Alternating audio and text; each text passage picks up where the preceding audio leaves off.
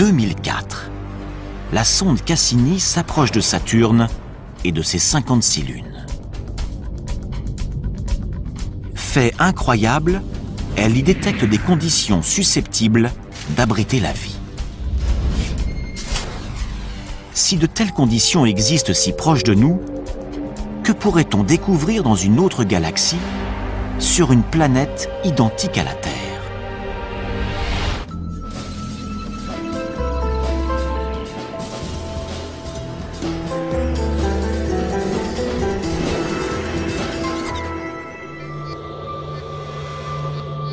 Depuis des millénaires, l'homme scrute les cieux en se demandant s'il est seul dans l'univers. Aujourd'hui, nous n'avons jamais été aussi près de pouvoir répondre à cette question. Certains scientifiques sont même convaincus que nous pourrions voir nos premiers cousins extraterrestres dans un avenir très proche. J'espère que ce sera dans les 10 ans à venir, mais de préférence la semaine prochaine. Le plus tôt sera le mieux. En prime, on pourrait s'apercevoir que ces extraterrestres n'habitent pas de lointaines planètes dans des galaxies inconnues, mais juste à notre porte, au cœur de notre propre système solaire.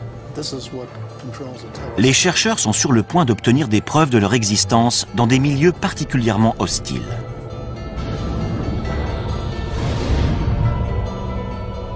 Notre voyage dans l'espace va nous conduire en 7 endroits de notre système solaire, afin de découvrir où pourraient se trouver ces créatures et à quoi elles pourraient ressembler.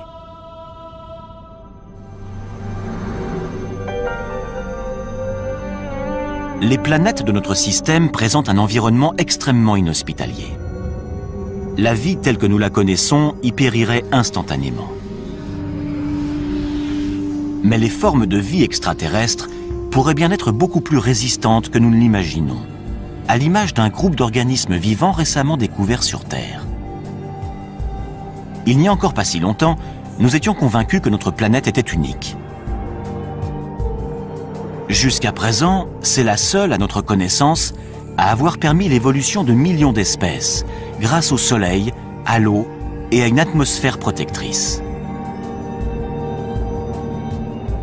Nous en avons conclu que la vie avait besoin de tous ces paramètres pour pouvoir exister. Une conclusion qui écarte d'emblée tous les autres astres de notre système solaire. Puis les biologistes se sont mis à fouiller les recoins les plus inaccessibles et les plus ingrats de notre planète. À leur grande surprise, ils y ont trouvé des organismes vivants et respirants. Ils les ont baptisés organismes extrémophiles.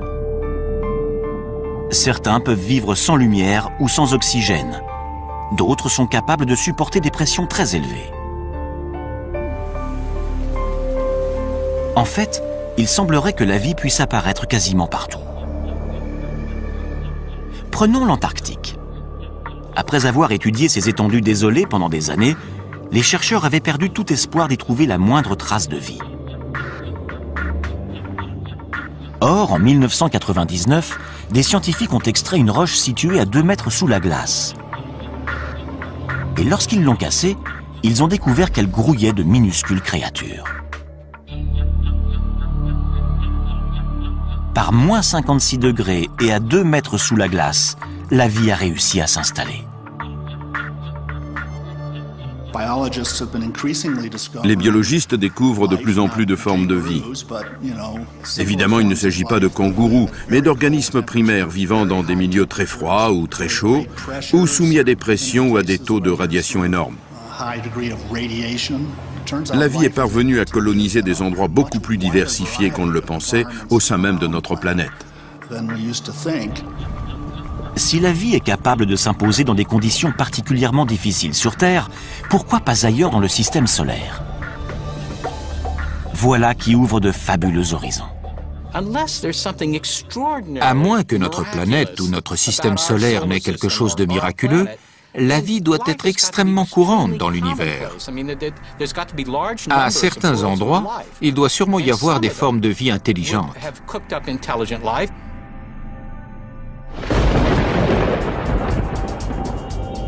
À l'origine, nous étions tous des créatures extrémophiles. La Terre était alors une planète aussi inhospitalière que les autres. Durant le premier milliard d'années de son existence, elle a été impitoyablement bombardée par des débris cosmiques. Ces impacts ont transformé la surface du globe en fournaise bouillonnante, où rien ne pouvait survivre. Mais une fois que le système solaire s'est mis en place et que la Terre a commencé à se refroidir, l'eau est apparue, ce qui a constitué la première étape de la vie. En 1953, le biologiste Stanley Miller a démontré, lors d'une expérience en laboratoire, que la vie sur Terre était née de façon très simple. Il a mélangé de l'hydrogène, du méthane, de l'ammoniac et de l'eau, tous les composants de l'atmosphère terrestre primitive. Puis, il a soumis cette solution à des arcs électriques censés reproduire des éclairs. Les résultats obtenus ont ébranlé le monde entier. Le chercheur est ainsi parvenu à créer des acides aminés, les molécules organiques à la base de toute vie. Si des éclairs ont contribué à l'installation de la vie sur Terre, rien n'interdit de penser que la même chose ait pu se produire sur d'autres planètes. Qui plus est, les ingrédients utilisés par Miller ont été détectés par des sondes spatiales dans tout notre système solaire, y compris le plus indispensable à la vie. L'une des conditions requises pour toute forme de vie sur Terre, c'est de l'eau, sous forme liquide.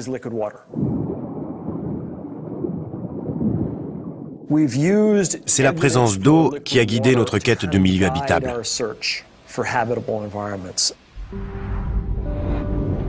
Notre voyage va nous conduire sur 7 astres célestes, dont certains contiennent potentiellement de l'eau et donc des créatures extraterrestres. Si la vie y a débuté comme sur Terre, qui sait à quoi ces créatures pourraient ressembler aujourd'hui?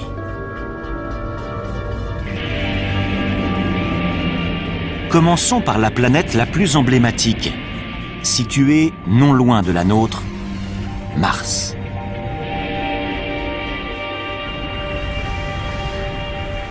De tous les endroits susceptibles d'abriter de la vie, c'est celui qui a été le plus étudié.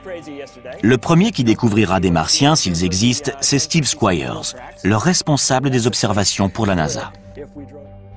Mars a toujours exercé un attrait particulier sur les hommes.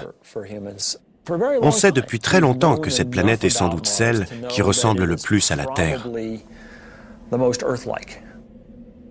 Elle possède en effet une atmosphère et des saisons. Mais l'homme y périrait rapidement car l'air y est rare. Seulement 1% de ce qu'il représente sur notre planète au niveau de la mer. Mars occupe également une position très défavorable dans le système solaire. Elle se trouve à proximité de la ceinture d'astéroïdes. Et comme son atmosphère est trop mince pour la protéger, elle est constamment bombardée de corps célestes. Les tempêtes et les vents violents qui balayent son sol sablonneux durant des semaines entières créent des tornades qui peuvent atteindre les 8 km de haut. La température de 0 degré à l'équateur en milieu de journée tombe à moins 70 degrés durant la nuit.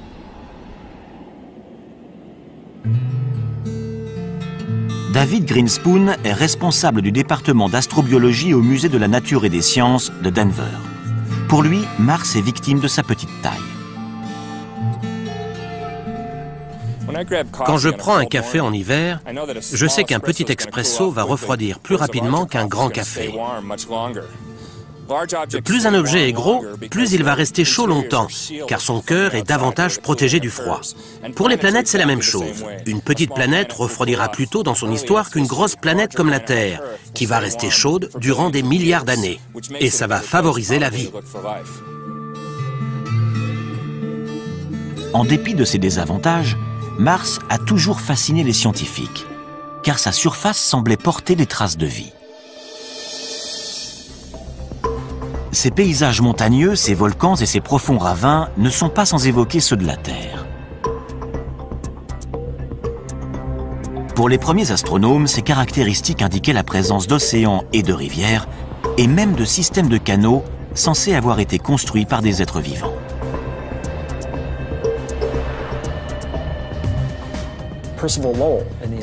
En voyant ça, Percival Lowell, un astronome américain, a pensé que des tracés aussi rectilignes et réguliers étaient forcément le produit d'une forme de vie intelligente. Il avait raison. Le problème, c'est que la vie était du mauvais côté du télescope. À travers la lunette, son œil et son cerveau ont extrapolé des choses qui n'étaient pas là. Lowell n'est pas le seul à avoir été le jouet de son imagination. Lorsque la sonde Viking 1 a envoyé ce cliché, de nombreux scientifiques se sont demandé s'il s'agissait d'un visage humain créé par les Martiens à leur propre image. En survolant la surface de la planète rouge, on s'aperçoit que son aspect est en réalité beaucoup plus commun. Ce ne sont donc pas les Martiens qui ont bâti ces structures monumentales. Ce qui ne veut pas dire qu'il n'y a pas de vie sur Mars.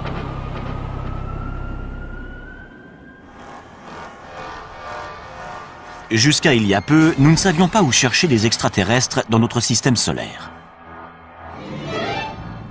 Pourtant, au cinéma, ils sont toujours parfaitement reconnaissables.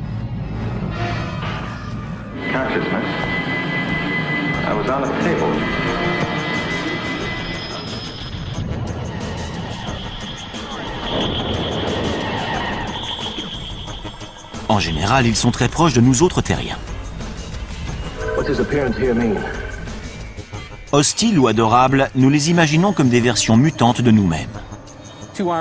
Ils ont 2 bras, 2 jambes, un nez, une bouche et aucun sens de l'humour dans les films. Seth Shostak est astronome au SETI, l'institut de recherche d'une intelligence extraterrestre situé en Californie. Son travail consiste à écouter les ondes radio que pourrait émettre une lointaine société extraterrestre. Il n'y a aucune raison qu'ils nous ressemblent, qu'ils pensent comme nous ou qu'ils aient un langage. Rien que sur Terre, la nature peut prendre des formes très variées. S'il y a de la vie sur Mars, comment pourrait-elle survivre dans des conditions pareilles? Depuis les années 60, les scientifiques ont envoyé des dizaines de sondes sur la planète rouge. Les premières images de ces paysages désolés ont rapidement anéanti tout espoir d'y trouver des êtres dotés d'intelligence. Pour autant, Mars n'a pas livré tous ses secrets. S'il n'y a aucune preuve de canaux creusés par des Martiens, en revanche, il y a des traces indiquant une ancienne présence d'eau. À un moment donné de son histoire, la planète rouge a donc peut-être été bleue. Si on remonte 3,5 milliards ou 4 milliards d'années en arrière, Mars avait une atmosphère plus épaisse, de l'eau en surface et peut-être même de la vie.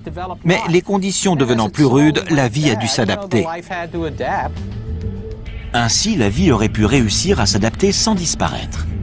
Car il existe peut-être encore de l'eau, sous forme liquide, dans le sous-sol.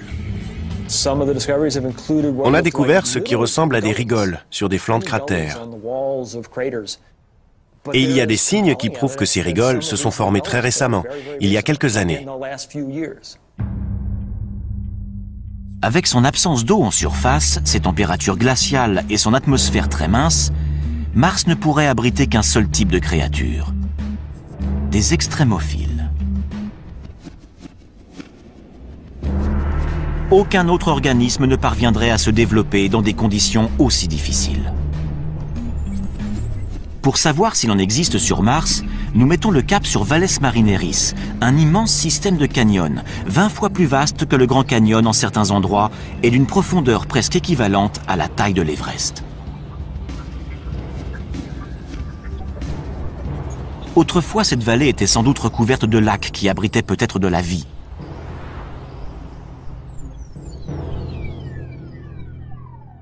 L'eau s'étant évaporée, les organismes vivants auraient pu évoluer pour s'adapter à leurs nouvelles conditions de vie. On ne saura à quoi ressemblent ces créatures extrémophiles qu'une fois qu'on les aura trouvées. Mais elles pourraient être semblables à celles qui existent dans les endroits les plus inhospitaliers de notre planète. Voici des biologistes hors du commun. Il s'agit d'astrobiologistes qui traquent les espèces terrestres qu'on serait susceptible de retrouver dans l'espace. Rocco Mancinelli est l'un d'eux, et il recherche des organismes extrémophiles martiens. Si certains se sont enterrés, comme c'est vraisemblablement le cas, que s'est-il passé? Ils ont trouvé des poches d'eau salée. Et qui peut vivre dans de l'eau salée? Des organismes halophiles.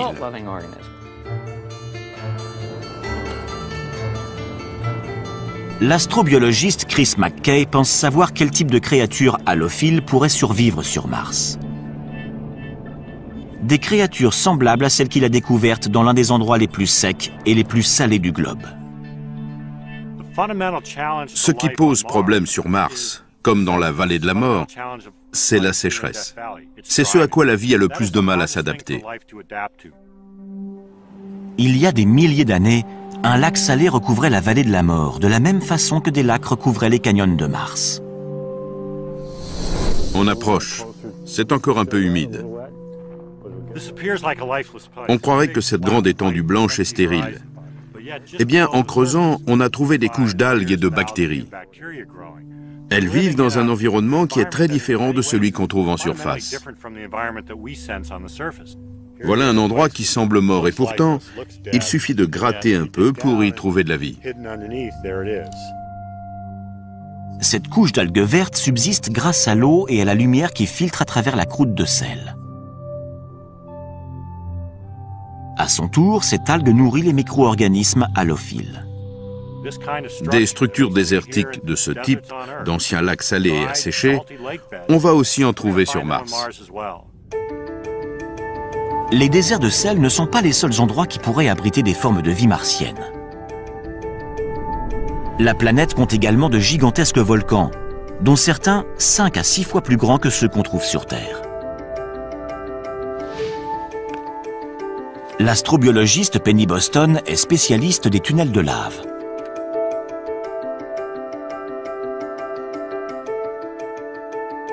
Il n'y a pas si longtemps, on pensait que ces grottes étaient totalement stériles car le soleil n'y pénètre jamais, empêchant toute photosynthèse.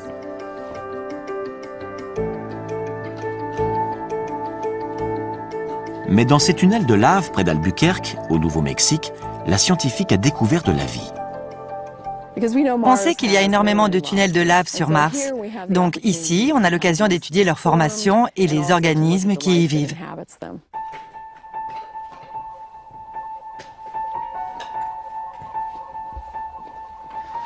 Les créatures extrémophiles qu'elle a découvertes se nourrissent de minéraux présents sur les parois de la grotte.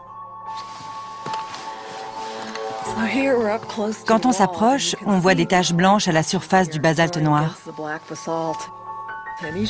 C'est comme des grandes villes pour ces organismes qui sont nichés dans les minuscules anfractuosités de la roche. Ces créatures sont totalement adaptées au froid. Elles ne voient jamais la lumière du jour et vivent de ce que ce milieu leur procure. Y aurait-il les mêmes formes de vie dans des grottes sous les volcans martiens? L'astrobiologiste en est persuadé. On va découvrir de la vie. J'espère simplement que je serai encore là pour voir ça.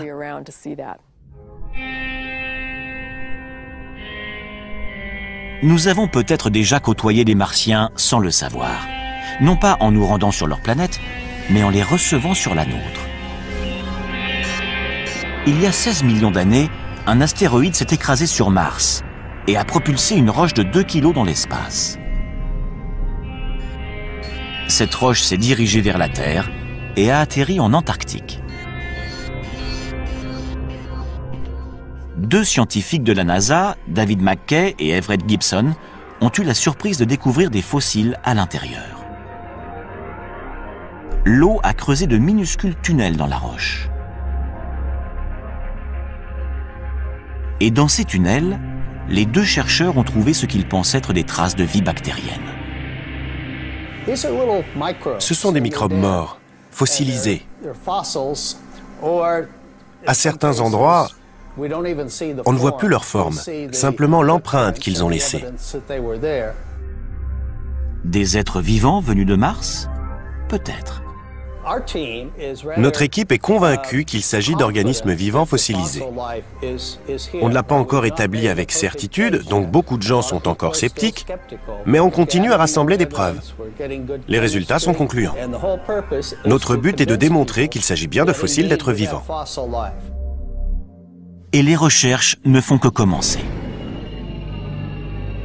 En mai 2008, la NASA a envoyé sur Mars une sonde baptisée Phoenix. Elle a recueilli des fragments de glace et transmis des milliers de clichés avant de cesser de fonctionner en novembre 2008. La NASA projette maintenant d'envoyer des scientifiques sur Mars. S'ils ne rencontrent pas les petits hommes verts de nos fantasmes, en revanche, ils pourraient bien rencontrer de la vie.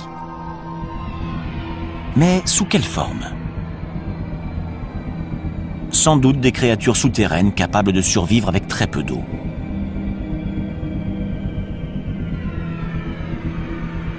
Peut-être des organismes appréciant les minéraux, comme ceux des tunnels de lave du Nouveau-Mexique. Une découverte de ce type aurait une portée colossale. Cela prouverait que la vie n'existe pas que sur Terre, mais également sur une planète toute proche. S'il s'agit bien de microbes, même morts depuis des milliards d'années, ça nous apprendra quelque chose de très intéressant, à savoir que la vie s'est développée sur une autre planète. Cette information démontrerait que la vie n'est pas quelque chose d'extraordinaire, un miracle exclusivement terrien, mais qu'au contraire, elle peut exister partout. Mars n'est que la première étape de notre voyage. Notre quête va maintenant nous conduire sur des astres où les conditions sont d'une rigueur extrême et où la vie semble encore plus improbable.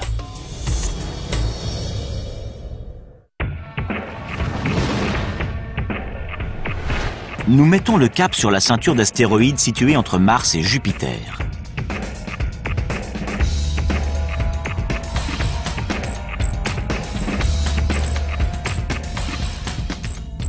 Une fois celle-ci dépassée, nous arrivons à proximité de Jupiter. C'est la plus grande planète de notre système solaire, mais elle est particulièrement hostile à la vie en raison de ses gaz toxiques et de sa pesanteur très importante. Il fait très froid sur Jupiter et son atmosphère très épaisse, de plusieurs dizaines de milliers de kilomètres, est composée de méthane et d'ammoniac, qui entrent notamment dans la composition des détergents. Mais Jupiter a plus de 60 lunes. De prime abord, ces lunes semblent peu à même d'accueillir de la vie. Leur atmosphère est mince et leur température glaciale.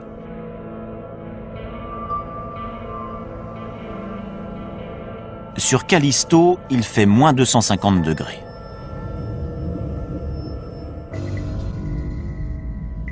Les sondes Voyageur et Galileo ont détecté peu de choses à la surface de ces lunes, à part de la glace.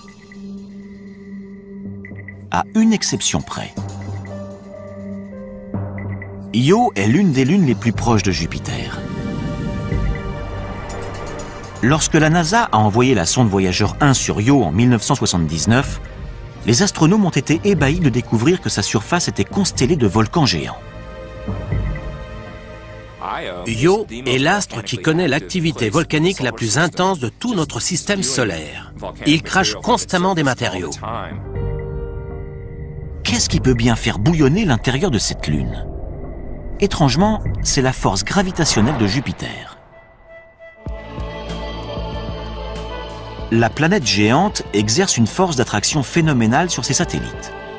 Plus ils sont proches, plus la force d'attraction est importante. Cette dernière provoque même des déformations de leur croûte. Certaines de ces lunes ont des orbites elliptiques. À proximité de Jupiter, leur croûte s'étire. Lorsqu'elles s'éloignent, leur croûte reprend sa forme sphérique. C'est ce mouvement constant qui provoque d'importantes frictions internes et génère de la chaleur, à l'image de deux bâtons que l'on frotte pour provoquer des étincelles.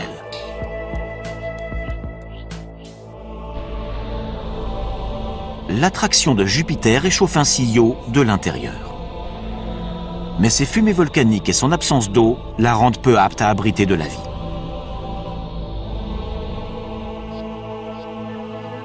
Les autres grandes lunes de Jupiter sont plus éloignées, ce qui leur garantit une surface calme. Mais elles restent suffisamment proches pour être réchauffées de l'intérieur par l'attraction jovienne. 3 d'entre elles sont particulièrement intéressantes. D'abord, Callisto, la plus éloignée de Jupiter. Sa surface ressemble à la surface lunaire, avec ses innombrables cratères dus à des impacts d'astéroïdes. Ces impacts ont pu faire fondre temporairement la glace, permettant à la vie de s'installer. En 1998, la sonde Galileo a détecté un milieu encore plus prometteur sous la surface.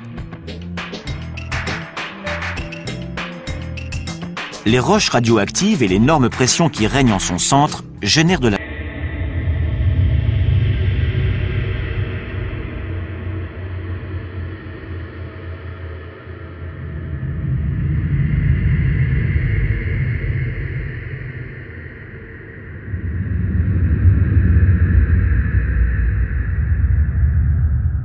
chaleur. Cette dernière a pu faire fondre la glace de l'intérieur, créant ainsi un océan souterrain. Et qui dit océan souterrain, dit peut-être vie souterraine. Ensuite, en nous rapprochant de Jupiter, nous découvrons sa plus grande lune, Ganymède, dont la surface est elle aussi très accidentée. Son relief fait penser à celui d'un pneu. Ces points brillants sont des cratères pouvant mesurer jusqu'à 5 km de diamètre et probablement recouverts de glace. Ces photos nous donnent un bon aperçu de l'endroit où la vie pourrait se cacher. On y voit des glaciers en mouvement.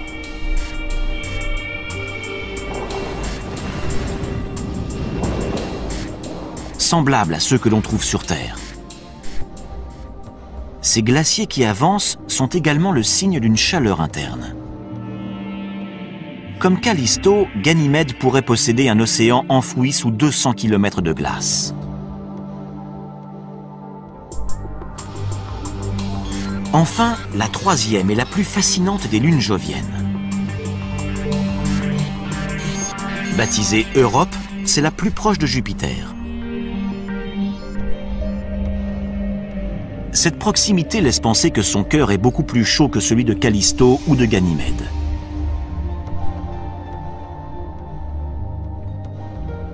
Cependant, sa surface est totalement gelée. Mais entre les deux, il pourrait y avoir une zone tempérée propice à la vie.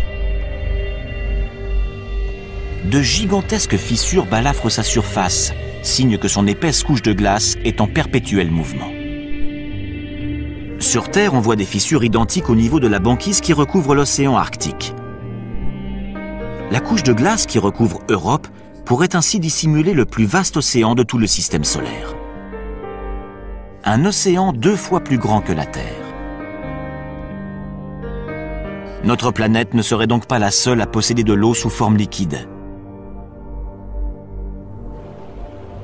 Et cette eau pourrait être porteuse de vie.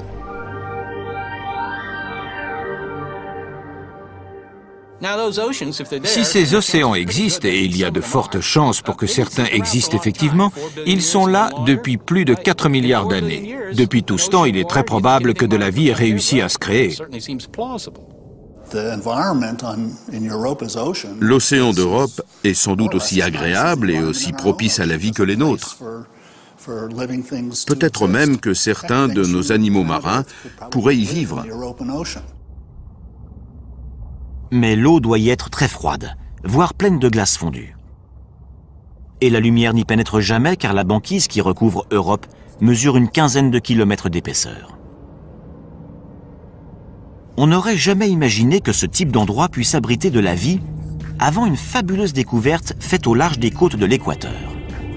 À des kilomètres de profondeur dans le Pacifique, des biologistes ont découvert des myriades de vers tubicoles, de crabes et même de calmars. Ces animaux prospèrent en dépit d'une obscurité totale, d'un froid intense et d'une pression colossale. Ils se nourrissent de bactéries qui vivent non pas de la lumière du soleil, mais de composés minéraux dissous s'échappant du sol. On pourrait trouver des sources hydrothermales similaires sur Europe.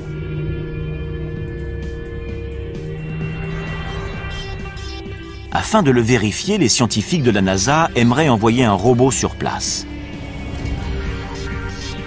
D'autres voudraient envoyer un cryobo, un robot perforateur qui ferait fondre la glace et enverrait une sonde dans le liquide situé en dessous. Ce n'est pas difficile à faire. Il suffirait de faire fondre la glace sur une épaisseur d'une quinzaine de kilomètres et de faire descendre une ligne équipée d'une caméra et d'une lampe pour voir ce qu'il y a.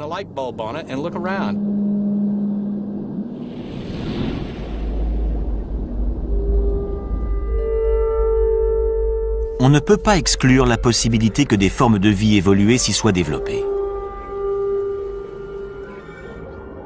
Peut-être même aussi évoluées que celles qu'on trouve chez nous. Mais il est plus probable qu'on n'y découvrirait que des microbes.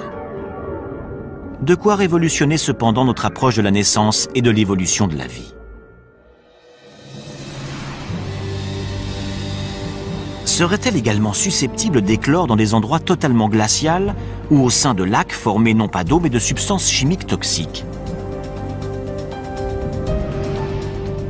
Pour le savoir, il nous faut poursuivre notre voyage dans l'espace. Nous sommes maintenant à des milliards de kilomètres du Soleil, à des milliards de kilomètres de sa chaleur et de sa lumière. Nous dépassons Jupiter pour arriver à la deuxième plus grande planète du système solaire, Saturne.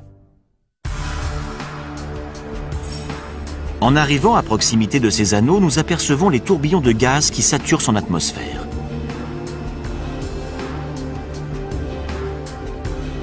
Nous ressentons également son attraction, moindre que celle de Jupiter, mais néanmoins considérable. Nous continuons à avancer, car il n'y a aucune chance de trouver de la vie sur les anneaux de Saturne. Ils sont composés de roches et de glace qui vont de la taille d'un grain de sucre à celle d'une maison.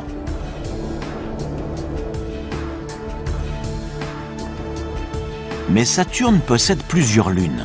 Jusqu'à présent, nous en avons compté 56. Nous nous dirigeons vers l'une d'elles. Il s'agit d'un petit satellite de 500 km de diamètre baptisé Enceladus.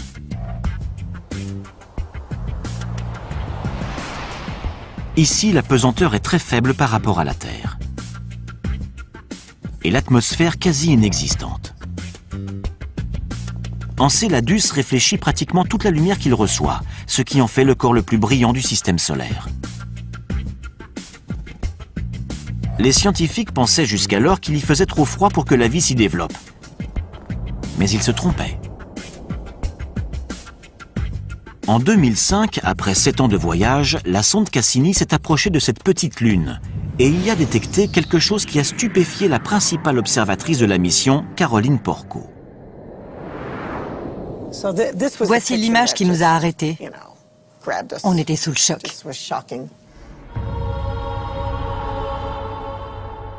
Il s'agit de panaches de vapeur d'eau en provenance d'un geyser. Au contact du vide glacial de l'espace, la vapeur d'eau chaude se transforme en jet de glace. En l'absence de pesanteur pour les ralentir, les nuages de glace peuvent devenir aussi gros que l'astre lui-même. La scientifique n'a jamais rien vu de tel. C'est le rêve pour un astronome de découvrir un corps comme Enceladus. Ces jets, ces fontaines, crachent de la vapeur et de la neige gelée à des centaines de kilomètres au-dessus du pôle sud d'Enceladus. La conclusion s'impose d'elle-même. Enceladus bout de l'intérieur. Comme dans le cas de Jupiter, le formidable champ gravitationnel de Saturne déforme ses satellites, créant ainsi friction et chaleur en leur centre. À la lumière de nos connaissances actuelles, on peut en déduire qu'il y a sans doute de l'eau sous la surface. Les modèles qu'on possède aujourd'hui pour expliquer ces projections indiquent que les températures sont suffisamment élevées pour créer de la vapeur d'eau. Chaleur, eau, même aux confins du système solaire, les principaux ingrédients de la vie semblent réunis. Mais quelle créature pourrait vivre dans un geyser? On peut en avoir une petite idée grâce aux sources chaudes qu'on trouve sur Terre. On pensait autrefois qu'il n'y avait aucun être vivant dans les fontaines du parc national de Yellowstone, jusqu'à ce que des biologistes n'y découvrent des microbes se nourrissant des minéraux dissous dans l'eau. On les désigne sous le nom de thermophiles. Les plus résistants, baptisés hyperthermophiles, sont capables de vivre dans de l'eau en ébullition. Pourrait-il y avoir des micro-organismes thermophiles sur Enceladus? Pour le savoir, reprenons notre voyage spatial. Les températures à proximité de la surface avoisinent les moins 200 degrés, trop froides pour espérer y trouver de la vie. Mais y en aurait-il dans les eaux chaudes situées en profondeur? Dans les panaches de vapeur d'eau au-dessus d'Enceladus, la sonde Cassini a détecté du gaz carbonique et du méthane, des éléments susceptibles de nourrir la vie sous la surface, de la même façon que les minéraux des sources de Yellowstone nourrissent les microbes. Cet astre contient très probablement de l'eau à l'intérieur. Il a également montré qu'il possédait des composés organiques simples et d'autres éléments qui lui confèrent un intérêt astrobiologique indéniable au sein de notre système solaire. Et les bonnes surprises ne s'arrêtent pas là. Les astronomes ont également découvert des signes prometteurs sur Titan, une autre lune de Saturne. Mais c'est sans doute la moins à même d'abriter de la vie. Titan ne bénéficie que d'un faible ensoleillement, à peine l'équivalent du centième de ce que reçoit la Terre. On y a détecté de la glace, mais pas d'eau sous forme liquide. Et avec des températures de moins 200 degrés, cette glace est dure comme de la pierre. Dans ces conditions, qu'est-ce qui pourrait faire de cet astre un lieu propice à la vie extraterrestre? Par bien des aspects, Titan ressemble à la Terre, mais pas à celle que nous connaissons aujourd'hui. Titan s'est avéré être l'astre inespéré du système saturnien. On soupçonnait depuis longtemps que sa surface présentait un environnement intéressant. En fait, cet environnement est similaire à celui qu'on trouvait sur Terre avant l'apparition de la vie.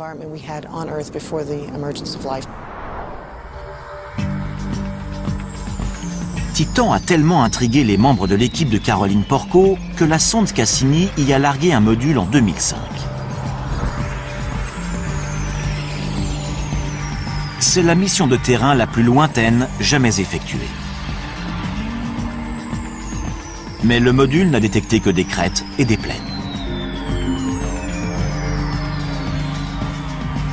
Par la suite, un survol de la sonde Cassini a révélé la présence d'un littoral. Puis, ce sont des centaines de lacs qui sont apparus, dont un plus étendu que les grands lacs nord-américains.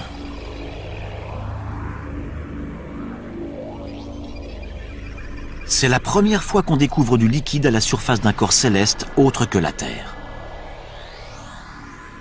Ça ressemble au Minnesota, sauf que ces lacs ne sont pas composés d'eau, mais de gaz naturel liquide. Ceci n'est pas de la neige, mais des gouttes de méthane. Il y a également des vents qui peuvent être très violents, ainsi que des ouragans de méthane.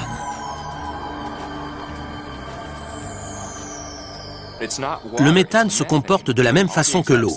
Il tombe sous forme de pluie, il s'évapore, il coule en rivière. C'est la même chose sur Terre, sauf que sur Titan, c'est du méthane. Les paysages de Titan ressemblent à ça. Imaginez un ciel orange à cause des particules organiques. Imaginez que tout ce blanc, c'est de la glace très dure en raison du froid qui règne sur Titan, et que cette eau, c'est du méthane liquide. Des conditions similaires existaient sur notre planète il y a 4 milliards d'années. C'est pourquoi les scientifiques pensent que Titan pourrait abriter de la vie. Les réactions chimiques se produisent même à très basse température. Ça prend beaucoup plus de temps, mais Titan a eu 4 milliards d'années pour arriver à créer quelque chose. Ce quelque chose a dû se créer sans eau sous forme liquide, ce qui ne s'est encore jamais vu. Mais les scientifiques n'excluent pas cette hypothèse pour autant. Le méthane, si abondant sur Titan, a pu se substituer à l'eau. Utilisé comme combustible sur Terre, il a longtemps été considéré comme mortel pour toute forme de vie. Jusqu'à ce qu'en 1997, des chercheurs n'examinent des dépôts d'hydrate de méthane dans les eaux du golfe du Mexique. Ils ont été stupéfaits d'y découvrir des colonies de vers de 2,5 cm de long, semblables à des mille-pattes. Ils pensent que ces vers se nourrissent de bactéries mangeuses de méthane. En général, les choses qu'on pense être mortelles sont potentiellement porteuses de vie. Souvent, l'évolution parvient à trouver des solutions pour utiliser cette énergie plutôt que d'être détruite par elle. Mais il reste un obstacle majeur à la vie à la surface de Titan. La faiblesse de son champ magnétique. Les êtres vivants seraient alors exposés aux radiations cosmiques. Mais ceci ne serait pas un problème pour des organismes extrémophiles, identiques à ceux que des biologistes ont découverts vivants autour du réacteur contaminé de Tchernobyl. Certains baignaient même dans des rejets radioactifs toxiques et se nourrissaient de molécules en décomposition.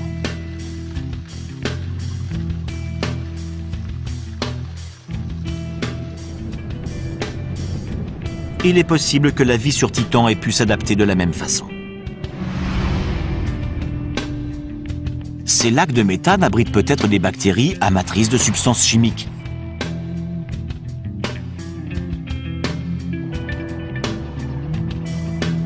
Dans ces couches de glace, on pourrait également découvrir des microbes résistants aux radiations, similaires à ceux de Tchernobyl.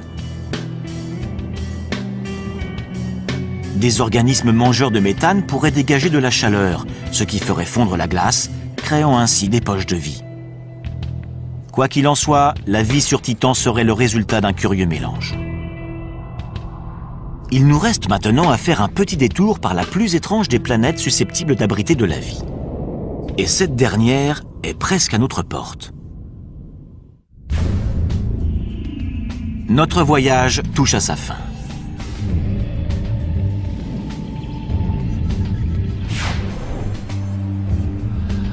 Après nous être rendus au cœur de déserts glacés, d'océans souterrains et de lacs de méthane, nous revenons en direction de la Terre pour faire une halte sur l'astre le plus extrême de tous, Vénus, la planète du système solaire la plus proche de nous. Si la vie parvenait à s'installer ici, elle pourrait exister quasiment partout. Pour atteindre la surface de Vénus, nous devons traverser une couche de nuages jaunes et denses de 65 km d'épaisseur, composée notamment d'acide sulfurique. Ici, la pression atmosphérique est 90 fois plus forte que sur Terre, trop forte pour que l'homme puisse la supporter. Au sol, on trouve des volcans et des flots de lave à perte de vue qui représentent 85% de la surface de la planète. Au vu de ces paysages, on a du mal à croire que Vénus ait pu autrefois abriter de vastes océans. Il y a eu un effet de serre galopant. Avec la chaleur, les océans ont commencé à s'évaporer. Ça a rejeté de la vapeur d'eau dans l'air, ce qui a encore amplifié l'effet de serre et créé un cercle vicieux. Les océans ont disparu et tout le CO2 s'est retrouvé dans l'atmosphère, ce qui fait qu'on a aujourd'hui une planète très chaude avec un énorme effet de serre. Avec des températures avoisinant les 460 degrés, Vénus est plus chaude que Mercure, la planète la plus proche du Soleil. Sa surface est on ne peut plus hostile à la vie. La vie telle qu'on la connaît ne pourrait pas survivre sur Vénus. Les molécules organiques seraient déchiquetées par les gaz brûlants. Mais ce n'est pas sa surface qui nous intéresse, c'est son atmosphère. En 1982, la sonde spatiale soviétique Venera 14 a survolé Vénus. Dans des nuages situés à 50 km d'altitude, elle a mesuré des températures beaucoup plus clémentes qu'au sol. Elle y a également détecté des molécules d'eau.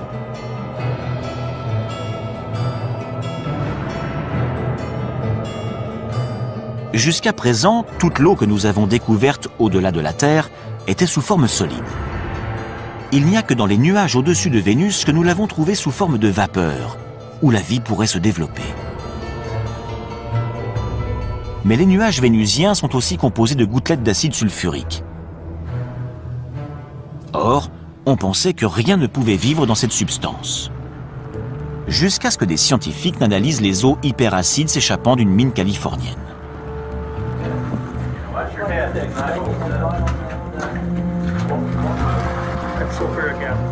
Dans de l'acide sulfurique suffisamment corrosif pour attaquer des métaux, des vêtements ou de la chair humaine, ils ont découvert des organismes extrémophiles. Ces créatures acidophiles se nourrissent de composés sulfurés comme le sulfure de fer. Ils dévorent le fer et rejettent l'acide sulfurique. Des êtres extrémophiles de ce type flotteraient-ils au-dessus de Vénus? L'astrobiologiste David Grinspoon pense que c'est envisageable. Dans les nuages de Vénus, il y a peut-être des organismes acidophiles. Comme les sulfures absorbent les ultraviolets de façon intéressante, on peut imaginer une réaction photochimique où les ultraviolets seraient utilisés pour convertir les substances chimiques en énergie, laquelle serait ensuite consommée.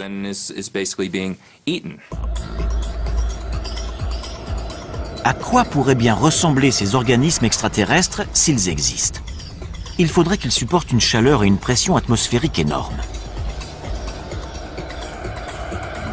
Ils devraient aussi s'accommoder de concentrations acides phénoménales. Ce pourrait être une version plus résistante des créatures extrémophiles découvertes dans cette mine de Californie. On n'arrête pas de découvrir de la vie dans des endroits qu'on pensait inhabités. Donc, quand on entend « c'est impossible qu'il y ait de la vie dans les nuages vénusiens », il faut être très méfiant parce que ça traduit simplement notre ignorance ou notre manque d'inventivité. Or, la nature est beaucoup plus inventive que nous et semble toujours trouver des solutions à ces problèmes. Fort de tout ce que nous avons découvert, nous revenons vers notre planète bleue, tempérée et luxuriante.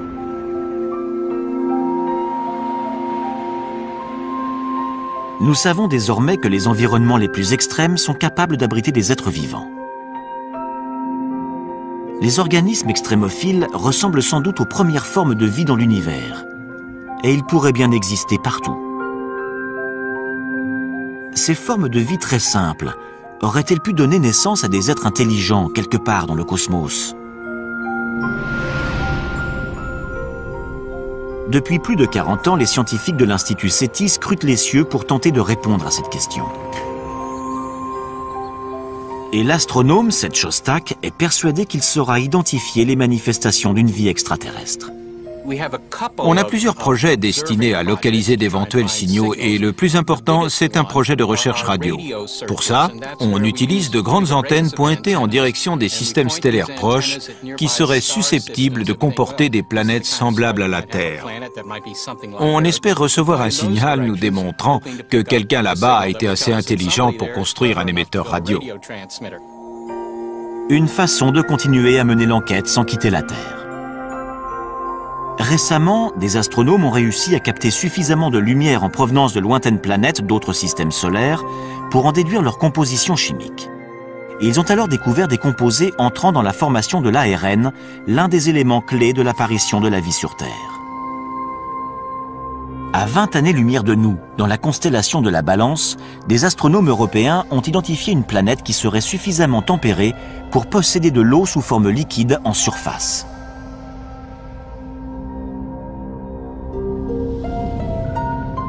Dans les années 70, 4 sondes ont été envoyées dans l'espace.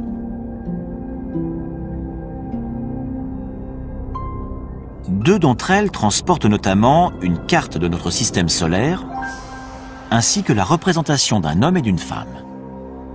Les deux autres contiennent un échantillon d'uranium, dont la vitesse de désintégration permettra leur datation, ainsi que divers enregistrements dont une composition de Bach.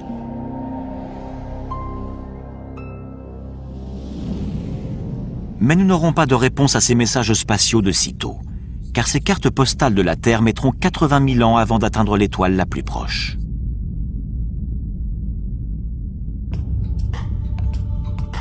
Notre quête de vie extraterrestre ne fait donc que commencer.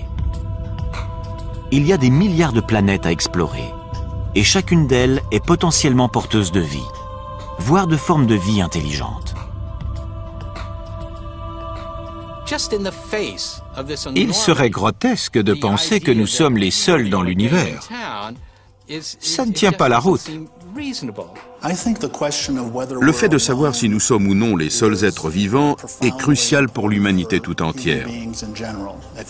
C'est une question qu'on doit se poser. Quelque part dans une galaxie connue ou inconnue, quelque chose ou quelqu'un regarde peut-être en direction de la Voie lactée en se demandant « Est-ce qu'il y a de la vie là-bas »